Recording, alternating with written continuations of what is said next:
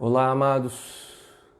Estamos aqui para mais um projeto da Escola Bíblica Dominical e é muito bom, como eu sempre falo, poder retornar nos domingos para poder falar com cada um de vocês, né? Creio que a maioria agora está começando a entrar aí, já são 9 horas no meu relógio, quase 9h01 aí. E sempre pontualmente procuramos já estar entrando para transmitir a palavra de Deus. A gente sempre pede a gentileza, se possível, manda um link para os seus amigos que conhecem o Ministério Chama, ou mesmo para aqueles que às vezes não conhecem, além de ser uma forma de divulgar o trabalho do Ministério Chama, né? De divulgar principalmente a palavra do Senhor. É uma forma também de nós estarmos evangelizando. Por isso, se possível, compartilhe esse link, compartilhe essa aula com alguém. Amém? Bom, hoje sobre o que vamos falar? Comentei na semana passada com vocês a respeito da seguinte situação. Nós trabalhamos todo o Apocalipse, bem dizer, e eu falei, olha, eu quero encerrar, eu quero dar essa cereja do bolo, falando exatamente sobre o avivamento que tem estreita ligação com a questão de Apocalipse. Ou seja, não há como separar esse avivamento final do livro de Apocalipse. O avivamento final tem toda a relação com esse livro de Apocalipse, ok? Então, nós optamos e comentamos na semana passada para vocês que certos temas que tinham ligação com Apocalipse nós deixaríamos mais para o final. Entre eles, na semana passada, nós falamos sobre o Aliá, né? Quem não estava conosco, se não assistiu a aula gravada, vai lá no Ministério Chama ou mesmo lá no YouTube, na página do pastor Eric Bacelli, né? Assiste essa aula que é muito importante. E hoje nós vamos também falar de um outro sinal por demais importante. Então, a primeira pergunta que a gente fala, mas pastor, que sinal é esse? A dica sempre vem naquela frase que eu sempre falo. O relógio de Deus na nossa terra é Israel. Então, se Israel é o relógio de Deus, Aliá tinha estreita ligação com quem? Com o relógio de Deus, né? Com Israel.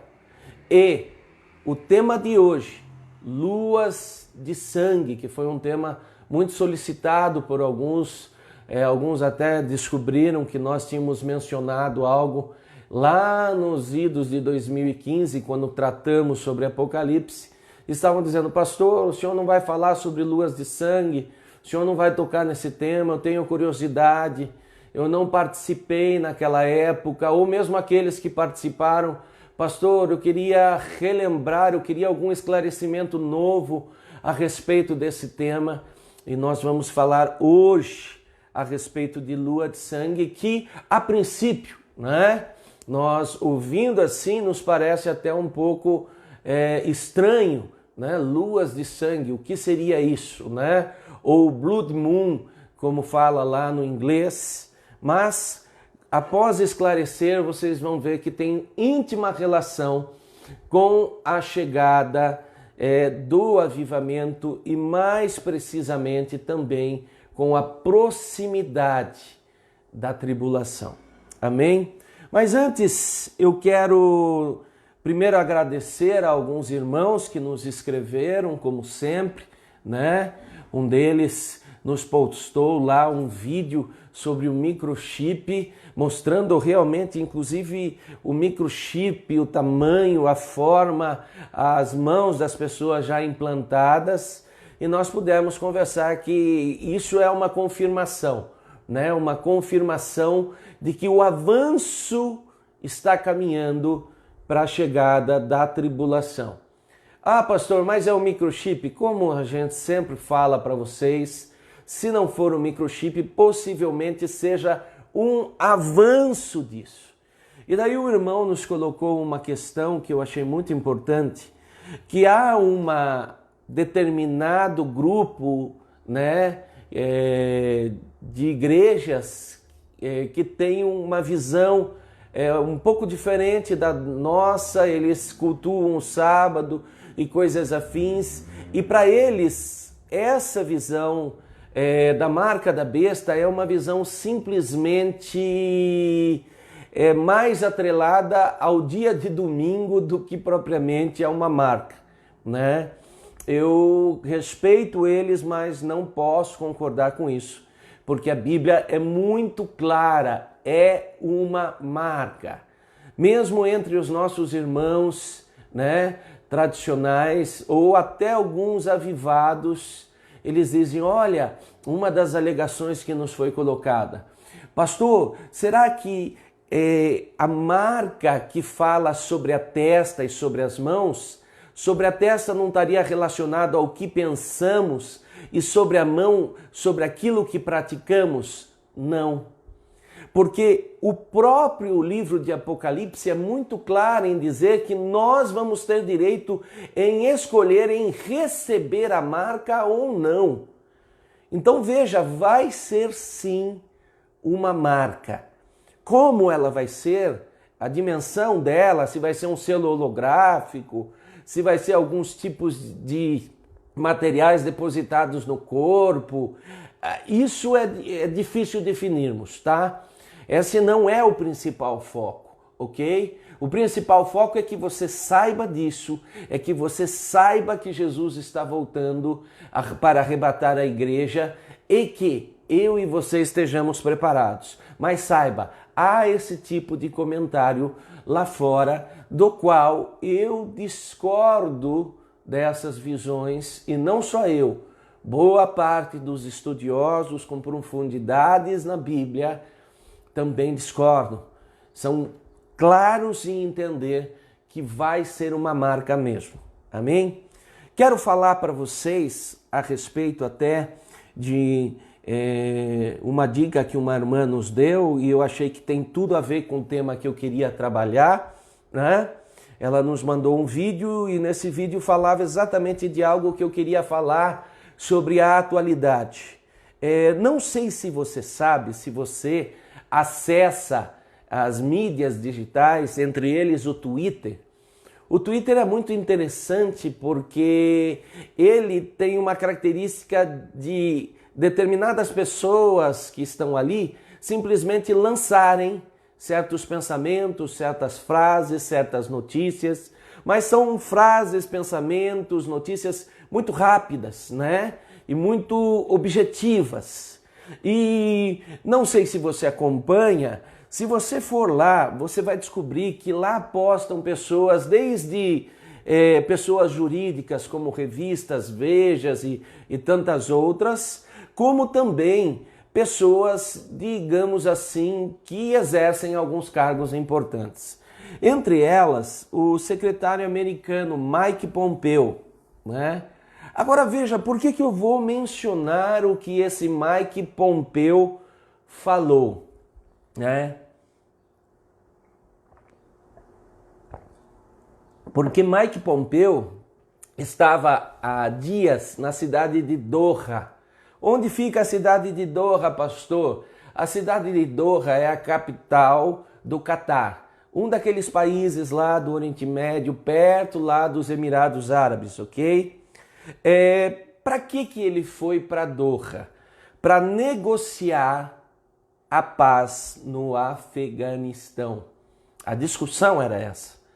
Vamos trazer a paz para o Afeganistão. Agora você vai me dizer, pastor, e aí, isso não é ótimo? Amados, vai pegando a ideia. Nós lutamos, né, politicamente, socialmente, anos pela paz. E o que mais havia? Guerra entre países, principalmente países que tinham guerra com os muçulmanos, e principalmente entre Israel e vários países islâmicos, muçulmanos, ok? Muito bem, mas começou-se então a fazer uma negociação de paz no Afeganistão. E olha o que ele diz, né, esse secretário americano Mike Pompeo. É bom estar em Doha, está escrito lá no Twitter dele, é só entrar e pesquisar. Para importantes negociações de paz no Afeganistão. O povo merece não estar em guerra e estamos aqui unidos para apoiá-los num futuro pacífico. Opa, pastor, então tá me cheirando a um tratado de paz? Pois é. Agora, se não bastasse isso, Kayleigh McEnany, que é a secretária da imprensa da Casa Branca lá nos Estados Unidos, ela tem a sua secretaria. E entre essas, uma secretária de imprensa, né, a Kayleigh, que tuitou o seguinte: nos últimos 30 dias, o presidente Donald Trump intermediou uma série de acordos históricos. A América continua sendo líder no cenário mundial. Não sei se você sabe, se você tem acompanhado as atualidades, mas o presidente Trump foi indicado para o Nobel da Paz. E daí, talvez, se você não estava atualizado, você vai me dizer, mas por que ele foi indicado para o Nobel da Paz? Simplesmente porque em 30 dias está se fazendo uma série de acordos de paz entre alguns países e dentre esses países, Israel versus algum país islâmico. Por exemplo, nós comentamos na semana passada, creio eu, ou retrasada, que Israel estava fazendo uma aliança de paz com os Emirados Árabes. Lembram disso? E eu falei que os Emirados Árabes era aquele conjunto de países que formavam esses Emirados, né? E tanto que eu mencionei para vocês. Lembra de Dubai? Vocês devem ter ouvido falar de Dubai e coisas afins. É a área mais conhecida, ou pelo menos mais ouvida em falar com relação aos Emirados Árabes. Mas entenda, nós estamos falando de países islâmicos. Bom, mas os Emirados Árabes reconheceram, pastor, inclusive Israel. Ué, mas pastor, Israel já não era reconhecido? Amado, entenda, Israel em 1948 voltou a ser uma nação, ok?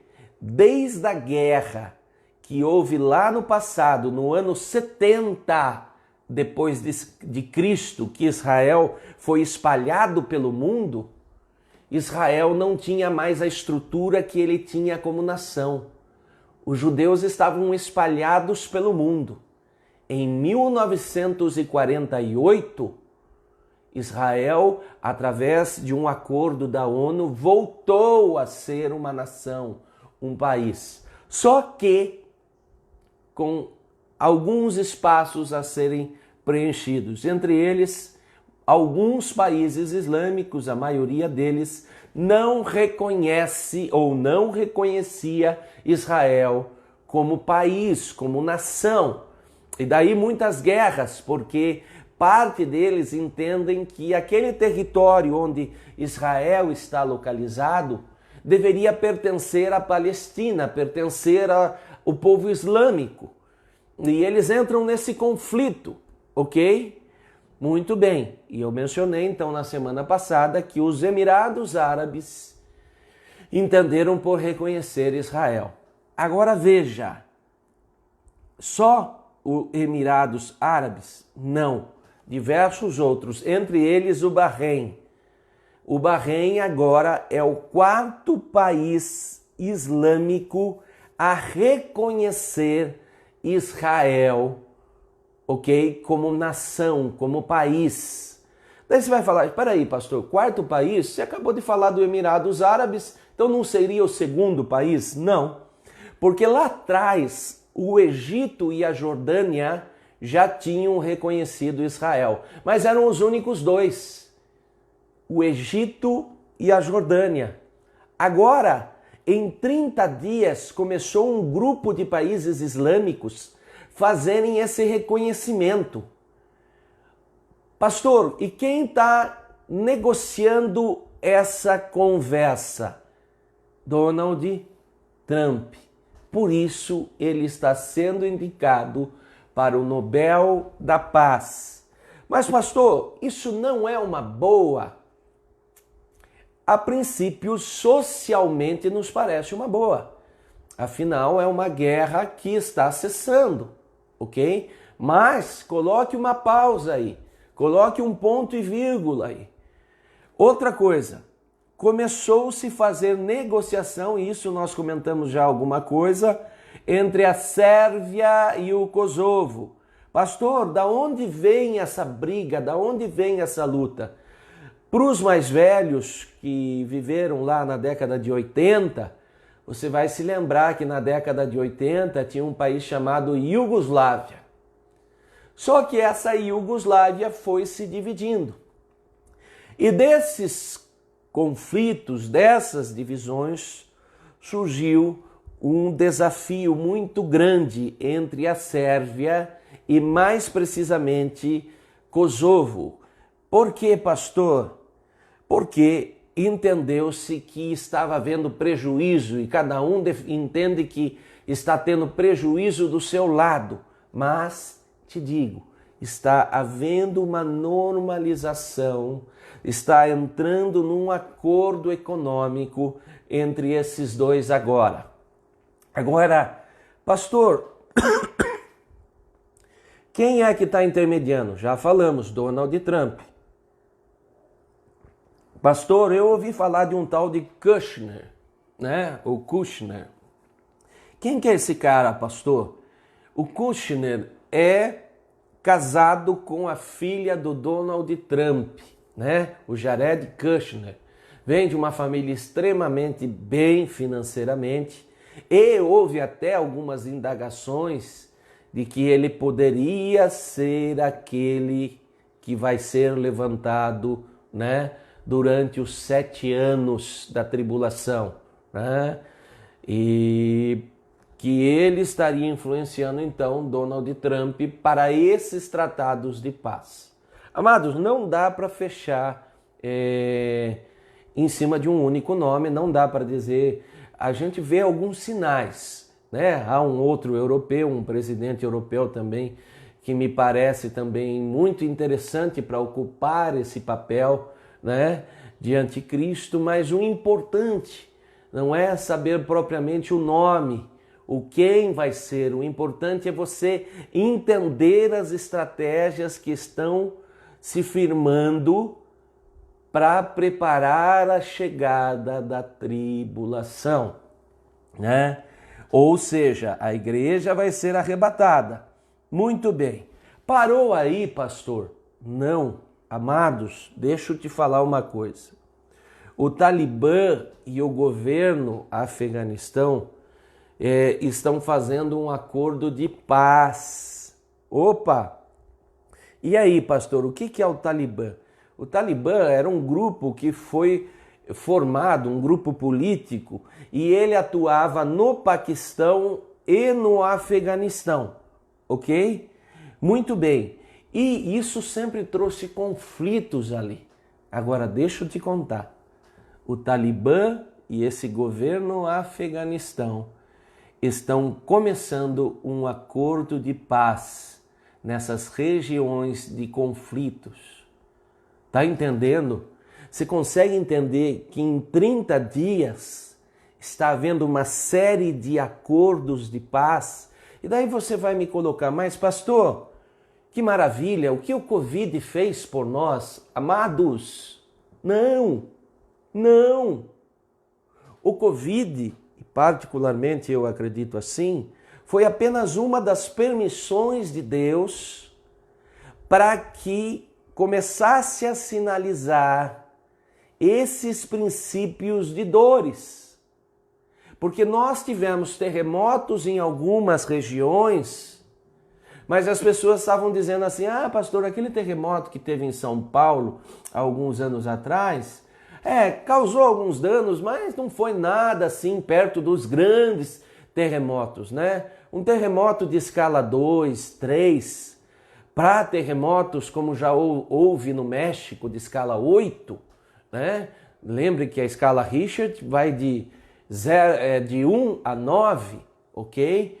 Então veja, as pessoas estavam ainda dizendo, não, mas isso pode acontecer, foi um incidente. Opa, chegou Covid, as pessoas colocaram a barba de molho. E percebe-se que depois desse Covid começou a surgir uma conversa, não sei se vocês perceberam, chamada de o Grande Reset ou Big Reset. Reset é o quê? Reset nada mais é do que zerar. Sabe quando você pega seu celular, ele está cheio de mensagens, cheio de coisas ali, e de repente entrou um vírus. Daí o que você faz? Você formata ele ou você reseta ele, certo? E ele tem até uma opção no celular que diz lá, voltar às configurações padrão, voltar à estrutura padrão. E quando você clica, o seu celular volta como no dia que você comprou. Então, qual é a proposta deles? Eles chamam de um grande reset, esse momento que eles querem pegar todo mundo, toda a sociedade e dizer, até hoje nós vivemos algumas modificações, mas a sociedade está muito contaminada. A sociedade se comprometeu em muito. Agora nós precisamos fazer um grande reset. É como se passasse uma formatação na sociedade. Vamos começar tudo de novo. Só que esse tudo de novo, não entenda que vai ser positivo. Entenda que muitos direitos que nós tínhamos agora vão ser deixados de lado. Mas por que, pastor? Porque simplesmente vai se entender o quê?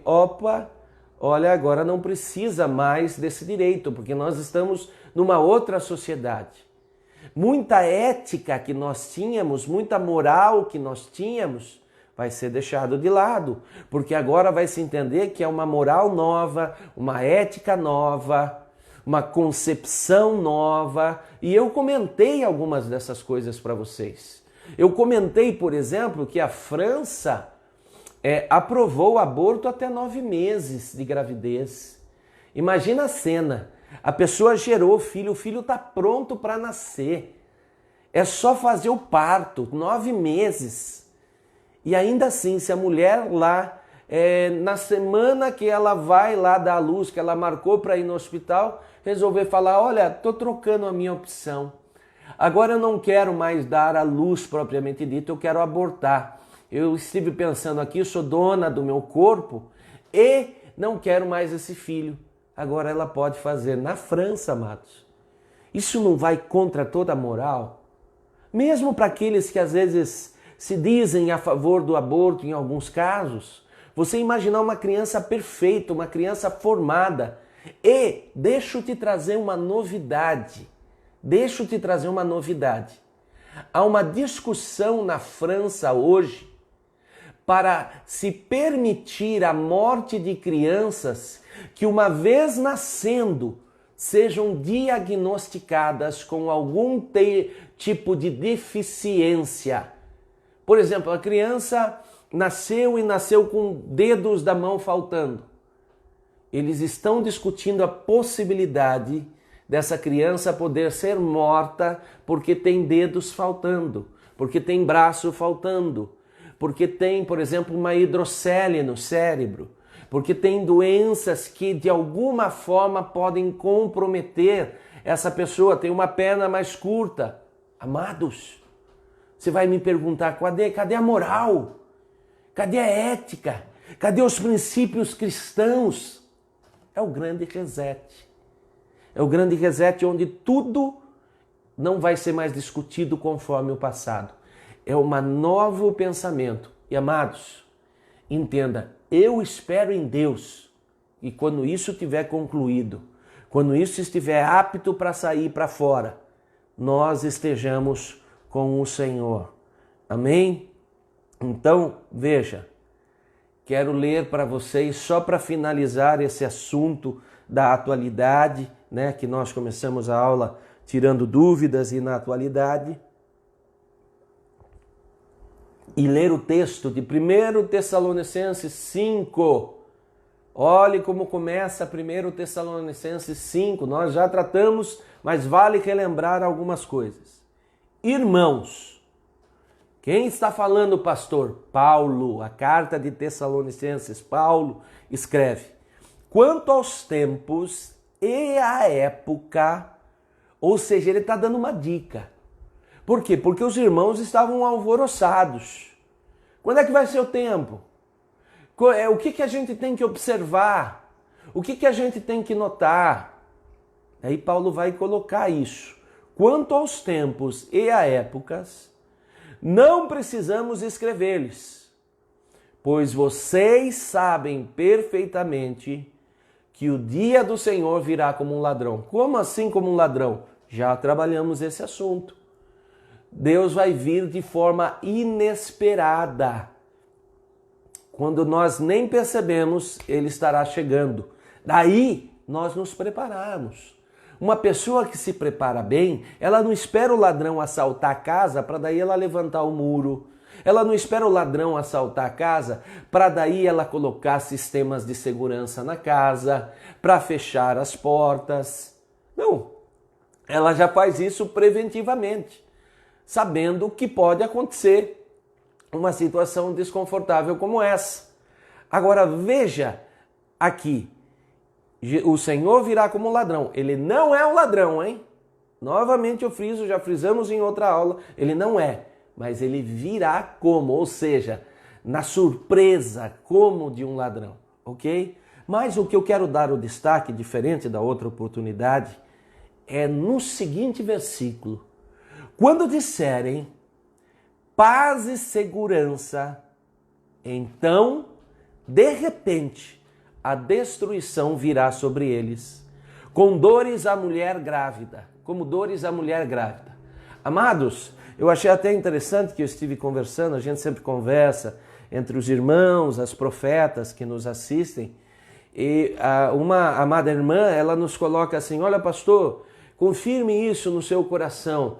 Eu tenho sentido que nós estamos entrando no princípio das dores e que essas dores vão se intensificar. Eu falei, irmã, mais do que confirmado, é bíblico.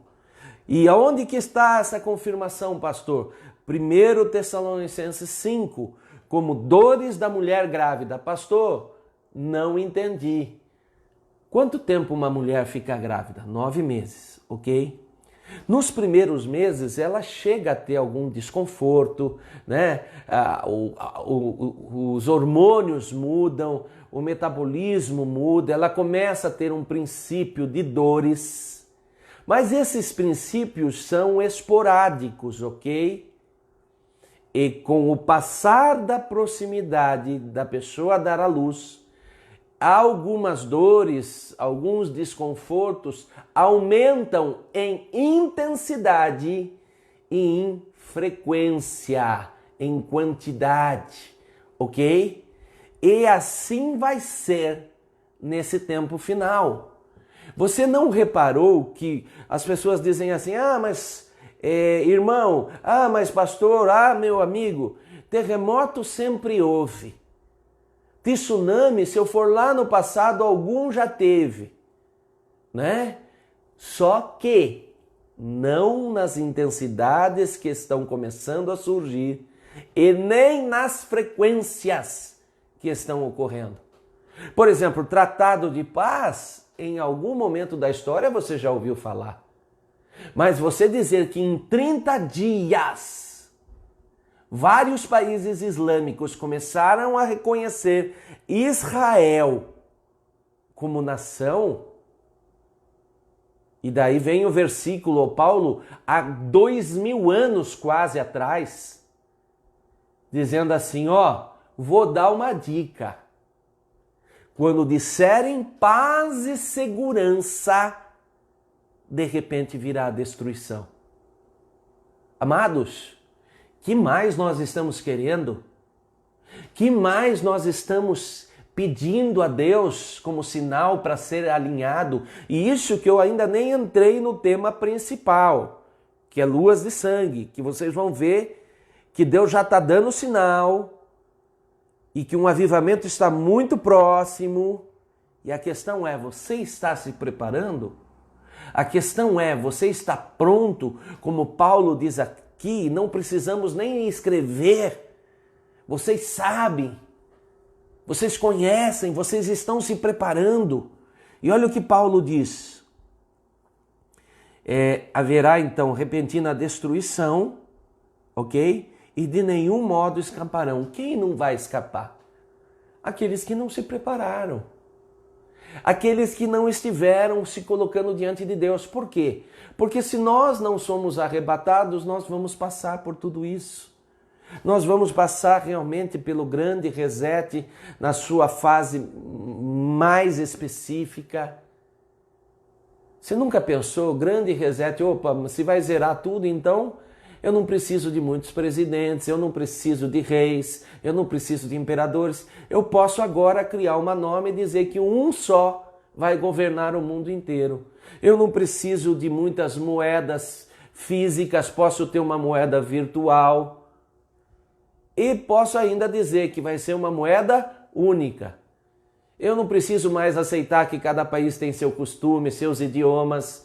Eu posso agora dizer que é um único país, uma única terra, um único povo. Entende? Mas olha o que Paulo diz. Mas vocês, irmãos, não estão nas trevas, para que esse dia os surpreenda como ladrão. Ou seja, ele está dizendo, vocês estão alertas.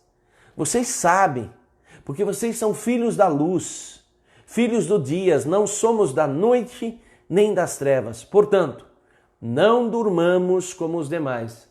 E aí ele faz uma observância. Eu sou da luz, você é da luz, meu irmão. Só que ele fala que tem que tomar um cuidado.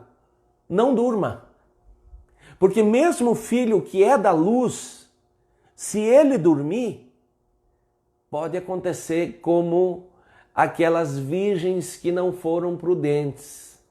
Jesus passar, elas eram virgens, elas eram teoricamente de Deus, mas suas lamparinas não estavam preparadas e ficaram. E amados, veja, ele fala de 10 virgens prudentes. Quantas ficaram? 5. Quanto da igreja, pela parábola que Jesus conta, ficou? 50%. Amados, em nome de Jesus, eu gostaria que a igreja subisse 100%. Mas hoje até a gente nem fala mais em igreja, a gente fala em noiva, que seria a igreja alinhada, né?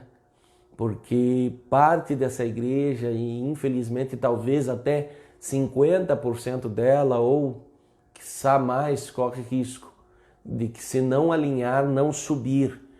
Amém?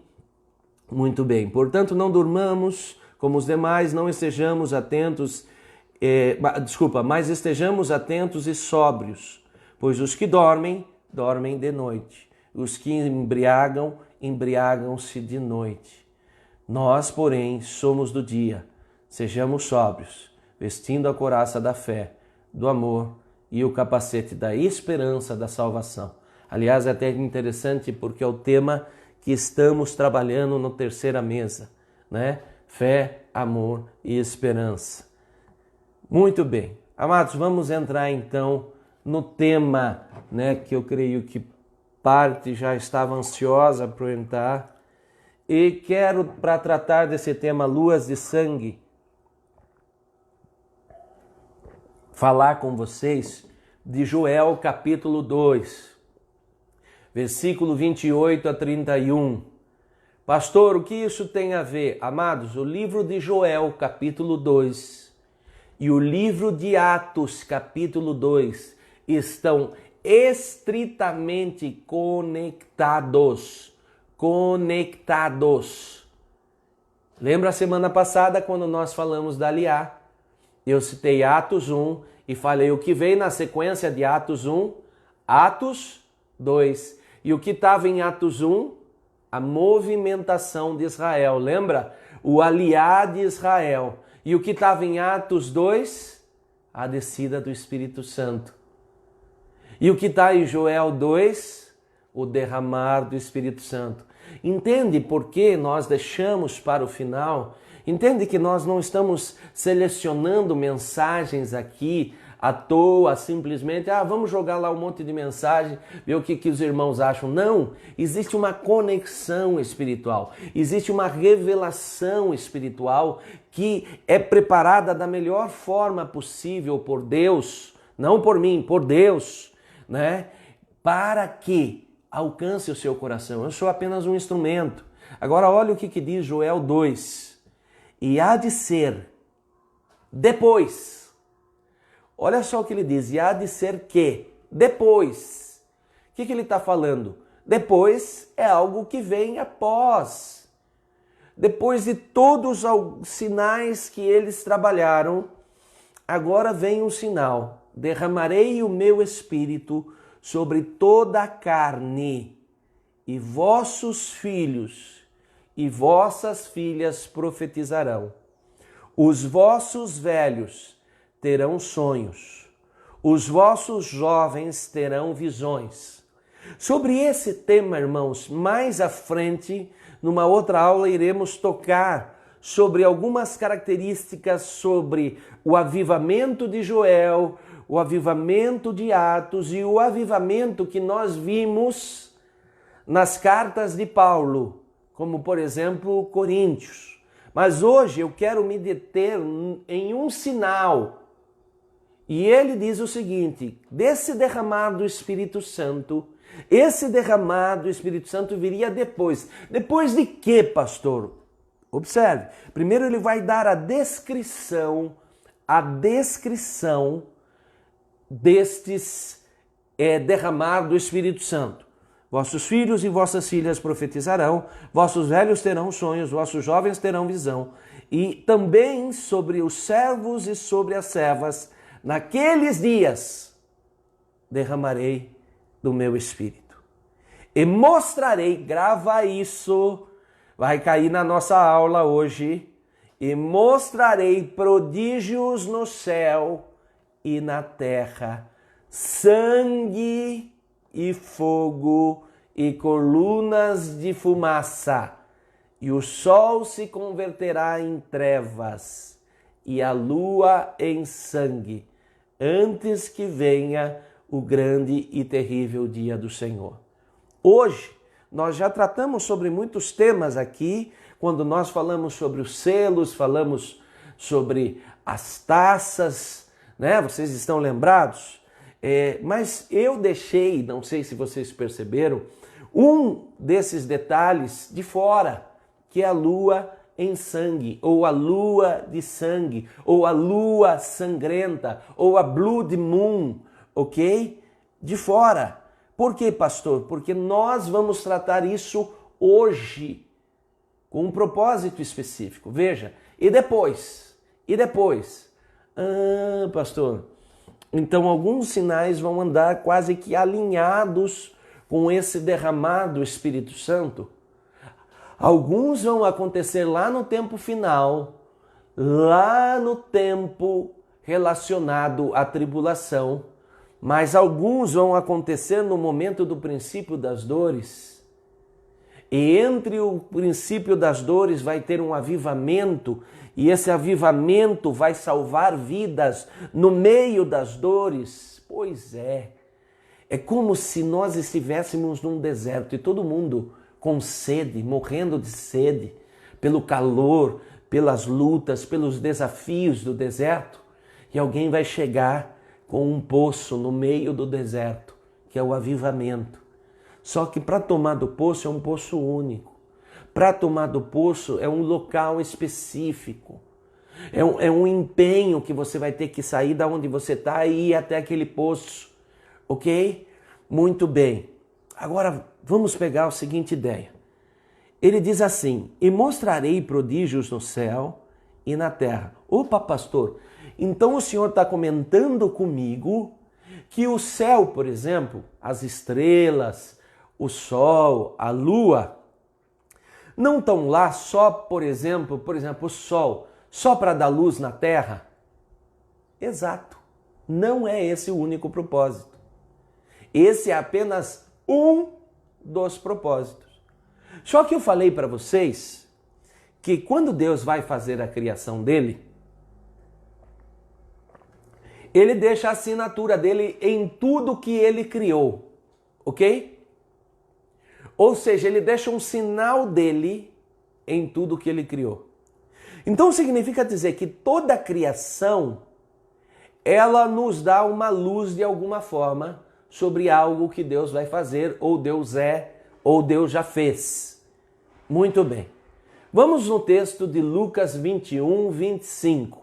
Diz assim: e haverá sinais no sol, na lua e nas estrelas e na terra. Pastor, Lucas 21, amados, Mateus 24, que fala de princípios das dores, Lucas 21 também fala sobre o tempo final. Então nós estamos falando do momento que estamos vivendo, quase chegando na tribulação. E olha o que Lucas vai falar com muita clareza. E haverá sinais no sol, na lua, nas estrelas, na terra, angústia das nações, em perplexidade pelo bramido do mar e das ondas. Opa! Lucas está reafirmando o que Joel dizia: haverá sinais. E que o sol, a lua vão começar a produzir certas coisas que não produziam, ou se produziam, não com a mesma frequência, como sinais. Não é só mudança na natureza. Não é só o que os naturalistas dizem, não, estamos sofrendo porque o homem jogou o papel no chão. Não, não é só isso. Existe um propósito de Deus nisso tudo. Veja Gênesis capítulo 1, versículo 14 a 16. E disse Deus, estou falando do momento da criação: haja luminares na expansão dos céus, para haver separação entre o dia e a noite. Deus então está agora separando o que é dia e o que é noite. E olha o que ele diz: e sejam eles para sinais. Quem é que separa o dia e a noite? Nós temos o sol e a noite, a lua e as estrelas. E sejam eles para sinais, para tempos determinados. Pastor, eu já ouvi essa frase aí, tempos determinados. Pois é. Quanto ao tempo determinado, diz 1 Tessalonicenses 5. Pastor, então desde a criação, Deus já deixou sinais dos tempos. Pois é. E para dias e anos, e sejam para luminares na expansão dos céus e para iluminar a terra, e assim foi. E fez Deus os dois grandes luminares, luminar maior para governar o dia, você conhece, é o sol, e luminar menor para governar a noite, você conhece também, a lua, né? Mas pastor, a lua tem luz? Não, é reflexo da luz do sol, estampado na lua que nós vemos aqui. E fez as estrelas. Bom, então você se localizou nessa primeira parte da aula que esses elementos como sol, estrelas, astros, de uma forma geral, lua, terra, planetas, eles têm uma função, mas não é somente a função que nós conhecemos. Existem outras, entre elas, ser sinal de Deus, né? Agora, eu preciso dar uma luz aqui também para vocês. Como é que ocorre esse fenômeno, né? Porque tem pessoas que de repente vão sair daqui e começar a falar sobre o fenômeno lua de sangue e vão ser questionadas, vão dizer, Que lua de sangue o quê? Isso é um fenômeno da natureza. Isso é uma criação da natureza. Isso aí tem explicação científica. Amados, nós sabemos. Nós sabemos. Só que, veja, as pessoas acham assim, se tem explicação científica não é de Deus. É o contrário. Eu acabei de relatar que são sinais de Deus. Então, para você entender, primeira coisa, não é que a lua vai ficar cheia de sangue, tá? Acho que isso a maioria já imaginou que não, mas se alguém ficou nessa, como será que vai ser derramado sangue na lua? Será que a lua vai ficar lotada de sangue? Não. Lua de sangue é um fenômeno, inclusive conhecida pelos cientistas. Mas para eu chegar lá, eu tenho que dar uma luz, porque nem todos tiveram a oportunidade de ter esses assuntos na escola, ok? Muito bem. Se eu falasse para você, a soma das cores vai gerar que tipo de cor? Talvez a maioria de vocês que não tiveram oportunidade de conhecer esse assunto vão dizer assim, pastor, é fácil, se eu somar uma série de cores, eu vou ter o preto. Não. Cientificamente, não. Cientificamente, se eu somar 7 espectros de cores que são visíveis ao olho humano, eu vou gerar uma coisa que se chama luz branca. Pastor, então a luz branca, ela é a soma de 7 cores. Pastor, estou percebendo. Olha na ciência o número 7 voltando. Pastor, o senhor falou que o número 7 está ligado à figura de Deus. Exato. Está ligado à assinatura de Deus. Exato. Agora, olha que interessante.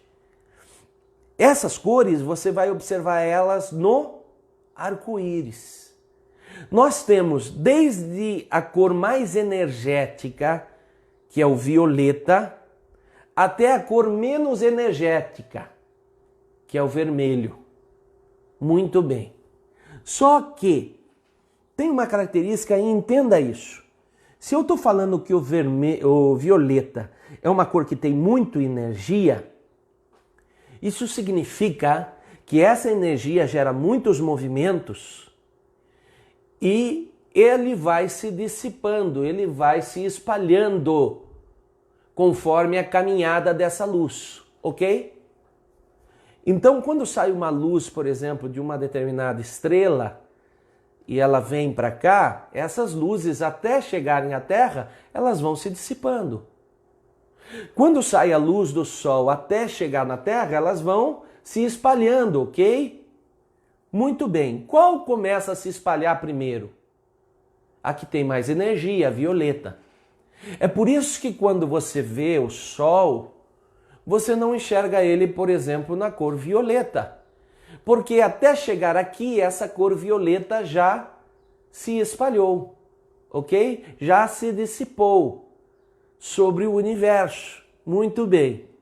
E assim vai indo até que a cor que tem mais capacidade, porque ela é menos energética, de alcançar longas distâncias é o vermelho. Muito bem, pastor, entendi. Então a cor branca, pastor, conhecida como policromática, ou seja, muitas cores formando ela, é a cor formada por 7 cores.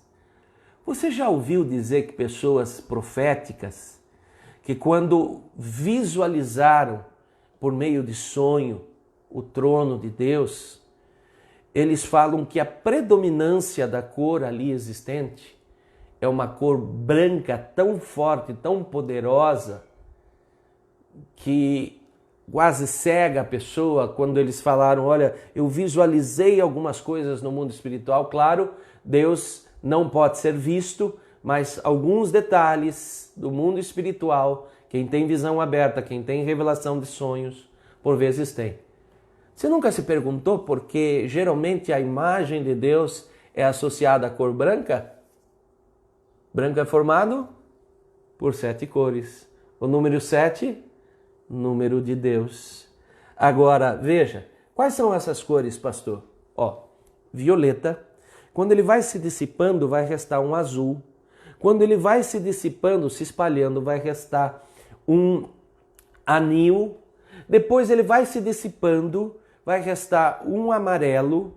Depois um alaranjado e no final um vermelho. Pastor, estou sacando. Por que que o sol, quando está aqui em cima, né? Quando ele está lá no meio-dia e que a luz dele percorre um caminho menor, eu vejo uma cor no céu, né? Por exemplo, uma cor azul. E por vezes, pastor, quando o sol vai descendo, se pondo, ou se o sol está nascendo, a luz que vem do sol nessa posição, ela tem que percorrer um caminho maior. E é por isso que quando eu olho para o céu, pastor, eu vejo como se o céu estivesse alaranjado, avermelhado. Pois é isso, viu como é simples? Pastor, estou começando a sacar onde o senhor quer chegar. Vermelho é a cor que consegue ir mais longe. Então, quando essa luz do sol alcança a lua, ela vai produzir uma cor vermelha. E como essa lua tem uma característica, ela precisa ser lua cheia, ela vai produzir uma cor vermelha. Lembra que a lua reflete a luz de quem? Do sol, não dela. Ela não tem luz. Ela produz uma cor vermelha e nós chamamos esse fenômeno de luas de sangue. Pois é. Mas, pastor, como é que funciona exatamente isso? Né? Amados, entenda, como nós falamos, já demos uma luz de onde vem essa cor vermelha. O que acontece? Se nós raciocinarmos nessa criação, primeira coisa, nós temos que entender que quando Deus criou Adão e Eva, eles tinham muito mais capacitações, né? Se você ler alguns versículos bíblicos, você vai se descobrir que quando o homem peca, Deus vai falar lá em Gênesis 3,17 o seguinte: então voltou-se para o homem e ordenou: porque escutastes a voz da sua mulher e comestes da árvore que eu te proibi comer, maldita é a terra por tua causa. Com sofrimentos obterá do solo o teu alimento todos os dias da tua vida. Agora veja o que vai acontecer na natureza. Não era assim, mas agora vai ser. A terra produzirá espinhos e ervas daninhas. Eu mudei a natureza. Consegue entender isso? E tu comerás da planta do campo. Então eu mudei a natureza da terra. Eu mudei a natureza das plantas, dos seres vivos. E quando ele vai no versículo 19, olha só.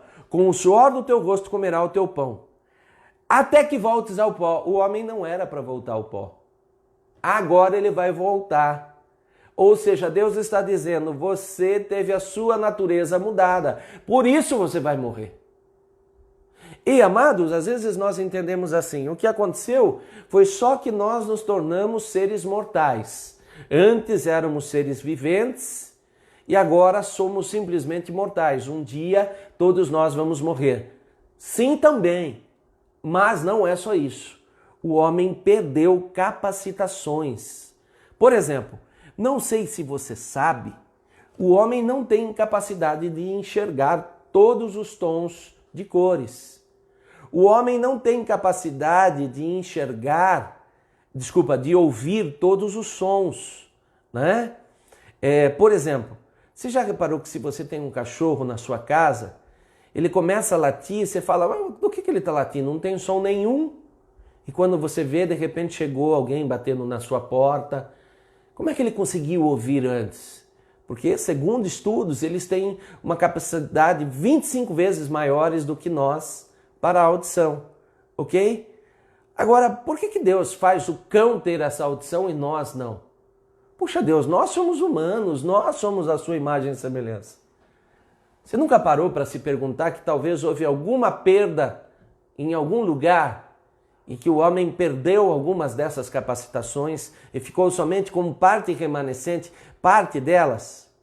Por exemplo, não sei se você sabe, a águia, por exemplo, ela enxerga muito mais células visuais, ou seja, muito mais cores, muito mais variações de cores do que os seres humanos. É por isso que eles falam olhos de águia.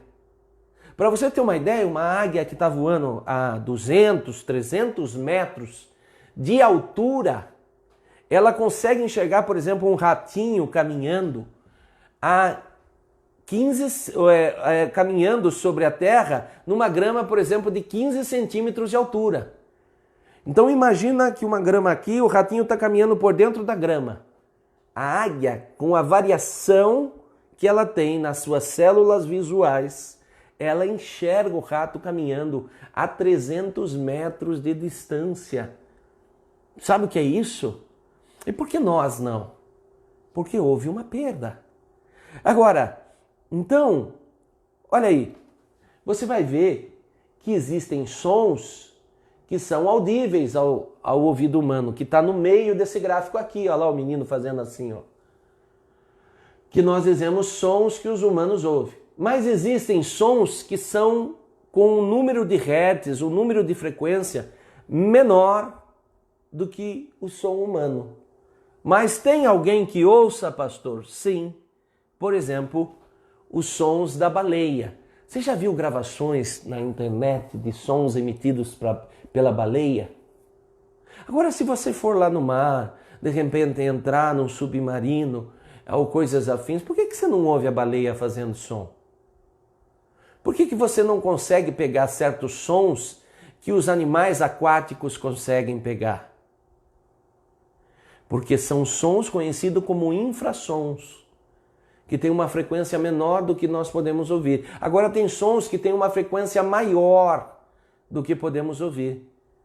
Você nunca ouviu, por exemplo, um morcego emitir som, como eles emitem entre eles para se comunicarem.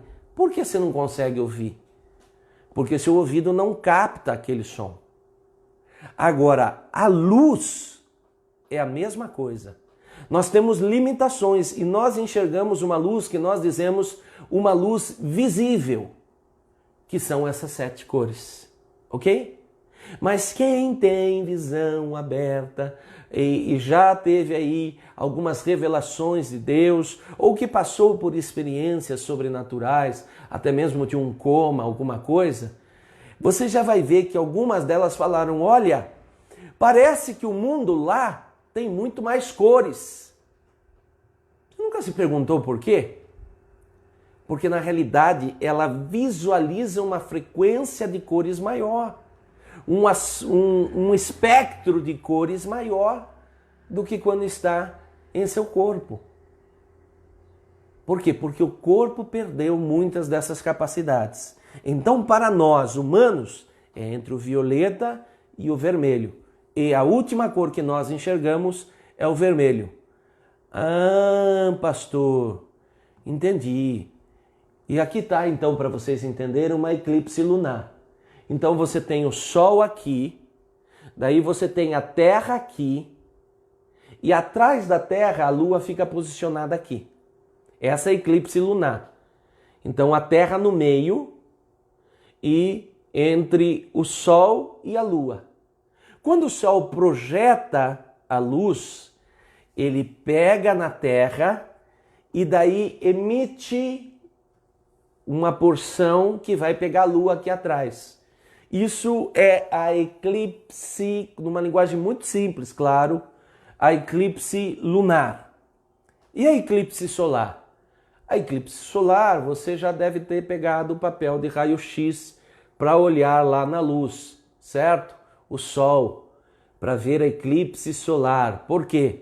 Porque é quando a Lua entra no meio do caminho da Terra e do Sol e nós vemos o Sol e um objeto passando na frente dele, Ah, sim, pastor, eu lembro que o sol por vezes ficava parcialmente escuro e por vezes ele parecia uma bola escura. Por quê? Porque a lua entrou bem na frente. Conforme o ângulo que essa lua estiver, essa vai ser uma eclipse solar inteira ou parcial, ou seja, uma eclipse solar total ou parcial.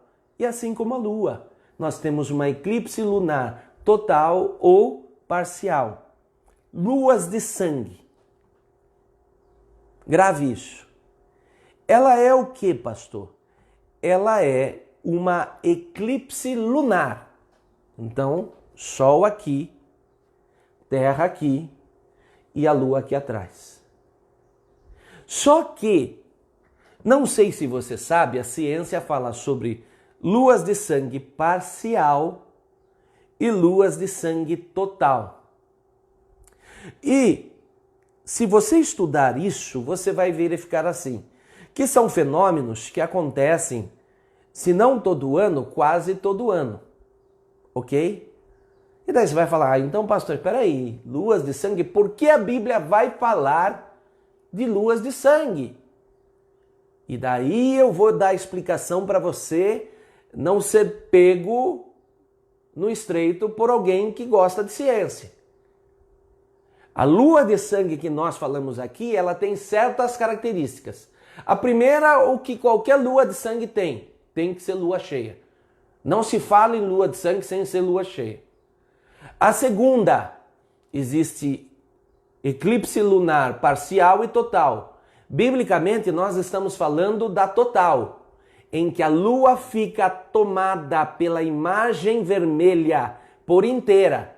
Não uma parte, como às vezes acontece. Ela fica tomada por inteira. E daí alguns estudiosos da Bíblia verificaram o seguinte. Existe uma situação que é muito mais difícil, que é a seguinte. 2 anos consecutivos terem, durante esses 2 anos, 4 eclipses total, ou seja, a lua de sangue ficar em formato de sangue totalmente, não só parte dela, e na sequência, não é assim uma lua de sangue parcial, uma total, uma parcial, uma total, uma parcial, uma total. Não, são 4 luas de sangue na sequência total. Eles perceberam isso, que são ocasiões muito mais difíceis de se acontecer. Em média aí demora-se em torno de 10 anos, 15 anos para ter algum tipo de situação dessa. Então já diminuiu bem a frequência.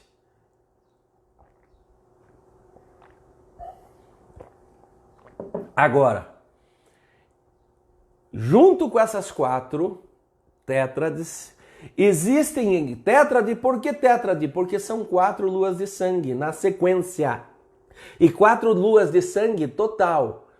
Nessa sequência, eles começaram a estudar e falar, mas será que Deus tem algum sinal mesmo nessa questão? E não sei se você sabe, estou mostrando aqui para vocês não vão enxergar, mas depois vocês podem acessar, depois eu mando para quem tiver interesse. Esse aqui é o site da NASA, ok? É o site da NASA com relação às luas, às eclipses lunares, tá? Então o pastor, quando vai passar um assunto para você, não é que ele tira da cabeça dele, não. Eu vou pesquisar, eu vou estudar, entendeu? Agora perceba, nós tivemos ali, ó, total, entre 2014 e 2015, uma tétrade de 4 luas totais. E veja, pastor, e como é que eu vou saber quanto tempo demora para isso acontecer? No próprio site, lá da NASA, que você pode até digitar lá em cima, eclipse.gsfc.nasa.gov/lunar.html, certo? Você vai descobrir que eles dão também a possibilidade de você consultar cada década. Então, por exemplo, de 1901 a 1910, quantas luas houveram? De 11 a 20, quantas luas houveram? E assim por diante. Por exemplo, o próximo acontecimento de 4 luas totais, né, vai acontecer entre os anos de 2032 e 2033. Pastor, como eu sei isso? Nós temos a tabela da NASA, ok? Muito bem, mas e aí, pastor? E aí que eles falaram, espera aí, vamos verificar, por exemplo, Gênesis 1, que eu li para vocês. E nós temos uma Bíblia, eu gosto muito dessa Bíblia, é a Bíblia Palavras-Chave, recomendo para quem gosta de estudar. Essa Bíblia, no final dela, ela tem um dicionário conhecido como Dicionário Strong, ok? Esse Dicionário Strong, ele coloca que nem números em certas palavras, e lá no final ele vai dizer, no hebraico ou no grego, se for Novo Testamento, qual é o sentido real da palavra. Nós vamos lá pesquisar e descobrimos que quando tratamos de Gênesis 1, o termo em hebraico é ot, que significa o quê? Farol, ou seja, uma luz, um presságio, um prodígio, uma evidência e um sinal. Quando nós vamos tratar de Joel 2, nós vamos descobrir que é Mofete, que representa também prodígios.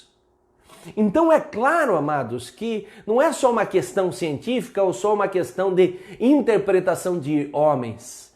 No texto original diz que é uma marca, ok? Agora veja, biblicamente, Deus fez o quê? Ele deixou sinais para que a gente observasse sinais. Mas pastor, qual a ligação desse sinal? Eu entendi que luas de sangue, o que é a luas de sangue? Eu entendi que ela emite uma luz do sol, ela reflete uma luz do sol vermelha. Eu entendi porque é a cor vermelha. Eu entendi porque eles foram estudar e verificaram o seguinte, olha só que interessante, que isso tinha total ligação com acontecimentos judaicos, e aí o início da aula.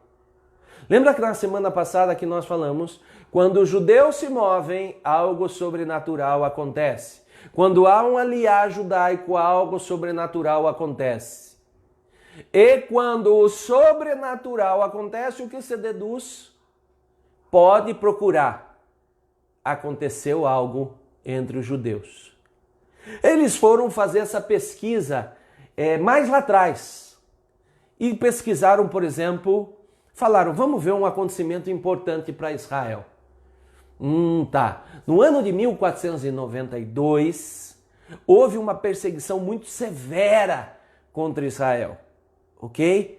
E Israel, o povo hebreu, que já tinha em parte sido dispersada, agora que estavam espalhados para certos países como Portugal e Espanha, tiveram que fugir. Ou eles seguiam a doutrina deles, de Portugal e Espanha, catolicismo, ou eles fugiram. E para onde eles fugiram? Para a América.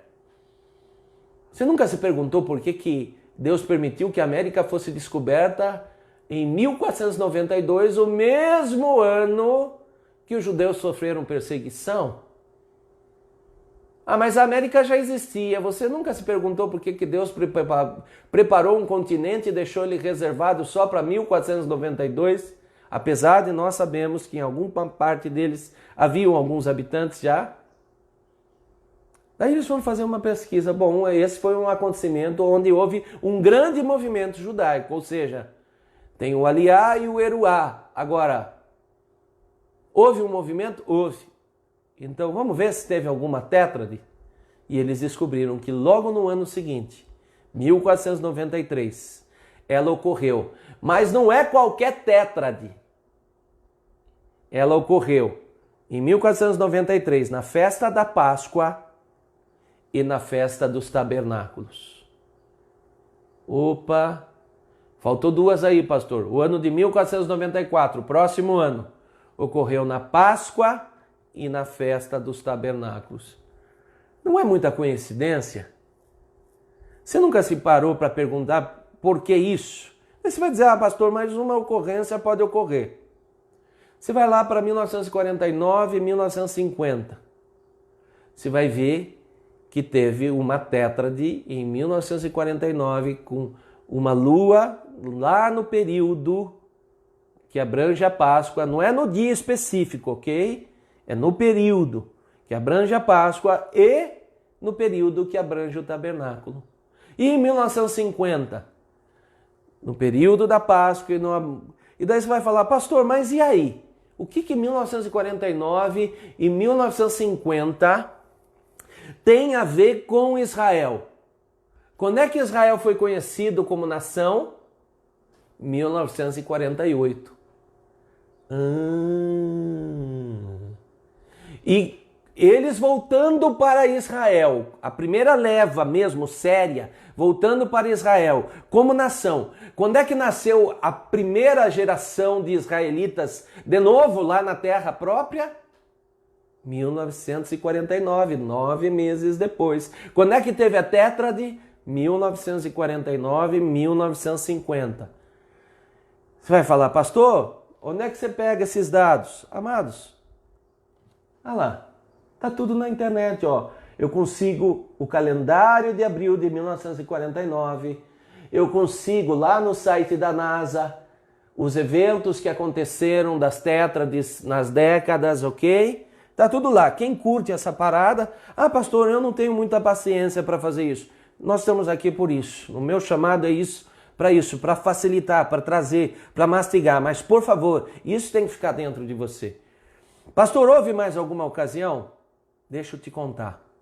Houve uma tétrade em 1967 e 68. Lembra? Sempre 2 anos.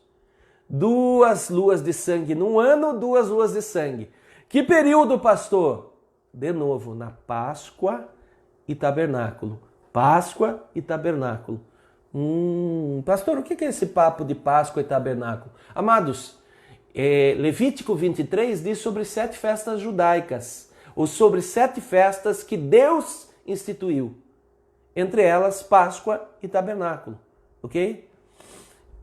Pastor, e aí? E daí que em 67, 68 teve uma tétrade? Não sei se você sabe, nós já comentamos alguma coisa. No ano de 67, nós tivemos uma guerra que se chama Guerra de 6 Dias. Por quê, pastor? Porque ela aconteceu em 6 dias. Israel venceu os inimigos numa vitória estrondosa de 6 dias. E o que isso trouxe? Em 1948, Israel foi conhecido como nação. Mas não pense que foi tudo entregado de mão beijada. Os países islâmicos entravam em conflito dizendo, mas Jerusalém vocês não têm. Jerusalém é nossa. E em 67, Jerusalém volta às mãos de Israel.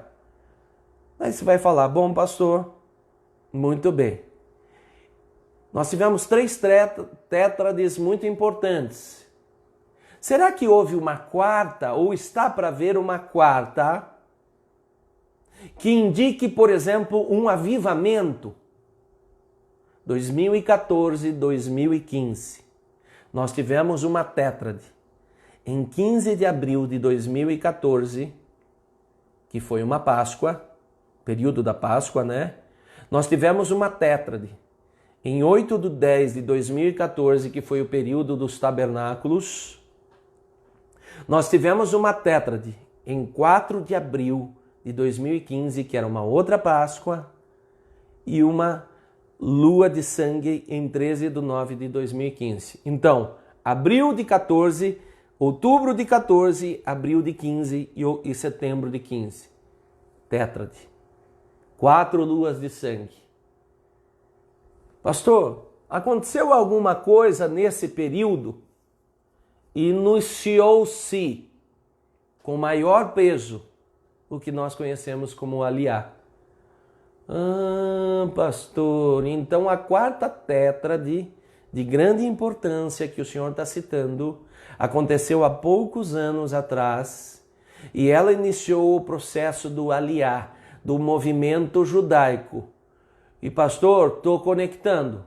O senhor falou Atos 1, movimento judaico. Atos 2, derramar do Espírito Santo. Mas Atos 2 está conectado a Joel 2, pastor. Exato. Por que você acha que Deus deixou que uma tétrade acontecesse tão próxima para gerar um aliá, para gerar o movimento judaico? Porque Ele está dizendo para mim e para você uma só voz: eu estou para derramar do meu Espírito e eu mando sinais. Ah, mas pastor, como é que você sabe que é depois? Joel 2, 28, 31, novamente. E há de ser que depois derramarei o meu Espírito sobre toda a carne. E vossos filhos e vossas filhas profetizarão, vossos velhos terão sonhos, vossos jovens terão visões. Amados, grave isso. Não sei se você percebeu, o mês de abril, entre março e abril, que é a Páscoa, e o mês de setembro e outubro, que é o período que nós abrangemos, tabernáculo, são períodos muito importantes, tanto que as tétrades que têm ligação com Israel acontecem. Então, amados, eu não quero aqui fechar para vocês, eu não quero dizer aqui que eu estou relatando claramente a visão que Deus me falou, mas é um sentimento de quem estuda a palavra, é um sentimento de quem já tem sido usado profeticamente para entregar coisas por meio da palavra, que esses dois períodos são de mais importantes. Mas neste ano, abril já passou. E agora nós estamos há poucos dias, semana que vem, o pastor de vocês lá, né, o pastor Alexandre, nosso pastor, vai comemorar o quê? A virada do ano judaico, muito próximo da festa dos tabernáculos. Amados, fique atento. O avivamento está muito próximo. Está muito próximo. Nós já falamos aqui, temos insistido, mas pastor, por que não pode esperar mais 1, mais 2, mais 3, mais 4, mais 5, mais 20 anos? Porque os outros acontecimentos que eu comecei a aula de hoje falando estão colaborando, confirmando que tudo está muito próximo. Portanto, você quer viver esse avivamento? Você quer, por exemplo, ter um 2021 realmente sendo usado por Deus? Um 2022, se houver, 2023, 2024, o quanto tempo o Senhor ainda nos der dentro desse avivamento? Esteja pronto, porque o avivamento está acontecendo no meio do princípio das dores. E essas dores, amados, vão se intensificar. Desculpa dizer isso, mas eu não posso mentir para vocês. Elas vão aumentar em frequência, vão aumentar em dor. Mas uma notícia ótima sobre tudo isso: o aliá já está acontecendo e o avivamento está vindo para preparar a última leva do Senhor para subir para o céu. O meu convite é que você esteja nessa leva, assim como eu desejo que todos os nossos estejamos. Amém? Alguém quer colocar alguma coisa? Não tem pergunta. Amém? Amém, amados? Que Deus esteja abençoando sua vida. Hoje, Deus nos permitiu falar sobre isso, mas se você sabe alguém que não está tendo acesso, manda para ele um link, pede para ele acessar o YouTube lá do pastor, ou mesmo do Ministério Chama, se ele tem Facebook. Acesse a aula. Se você já assistiu, ficou com dúvida, eu tenho falado para as pessoas, olha, nós temos uma vantagem no online. Acesse várias vezes, quantas for necessário, pare o vídeo, ouça de novo trechos que você ficou na dúvida. Porque eu estou dando toda a parte, como funciona, como é o preparar para esse avivamento. E nessa sequência, nós vamos começar a dar características desse avivamento, diferenças. E se você participou conosco também nas quintas-feiras, você vai ver que nós inclusive falamos sobre personagens e tudo mais que estavam participando. A Eliane colocou aqui, pastor, dentro dessa questão do ciclo lunar, também tem o estudo dos ciclos solares, que é bem importante e bate com tudo que o senhor falou hoje. Sim, é verdade, né?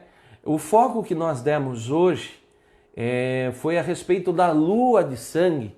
E por isso eu só dei uma pincelada, né? Só falei que existe uma eclipse solar, assim como existe uma lunar. Mas a irmã tem toda a razão. De fato, existem sinais. É que parte desses sinais a respeito do sol, nós trabalhamos em outras aulas, né? E talvez, se Deus assim permitir, talvez nós vamos, nas atualidades, estar pincelando um pouco a esse respeito. Mas tem toda a razão, não só o sol, como as estrelas, que fala lá em Apocalipse, né? Os planetas e tudo mais tem íntima relação com essa questão. Muito bem colocado, irmã. Obrigado pela presença. Amém?